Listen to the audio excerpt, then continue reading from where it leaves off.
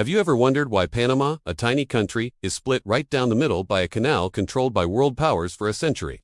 The story is wilder than you think, involving epic failures, political scheming, and a revolution. It all started in the 1880s. The French, fresh off their success with the Suez Canal, thought, let's do it again in Panama. They were led by Ferdinand de Lesseps, a national hero.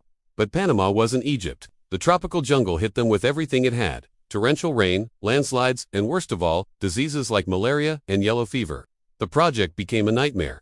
After years of struggle and losing over 20,000 lives, the French company went bankrupt. The dream of a canal seemed dead. Enter the United States. President Teddy Roosevelt was obsessed with the idea of a canal. It wasn't just about trade. It was about projecting American naval power across two oceans.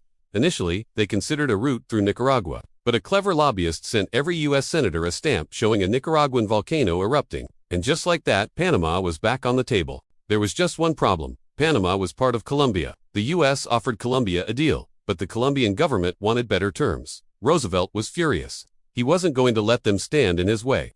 So, the U.S. found a new partner, a group of Panamanian separatists who wanted independence from Colombia. It was a revolution practically sponsored by the U.S. On November 3, 1903, the separatists declared independence.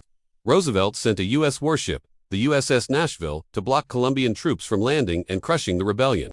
With American military might protecting them, Panama's independence was secured in a matter of days. Almost immediately, the new Panamanian government signed a treaty with the United States. This treaty gave the U.S. control over a 10-mile-wide strip of land to build and operate the canal in perpetuity. It was a much better deal for the U.S. than the one they offered Colombia.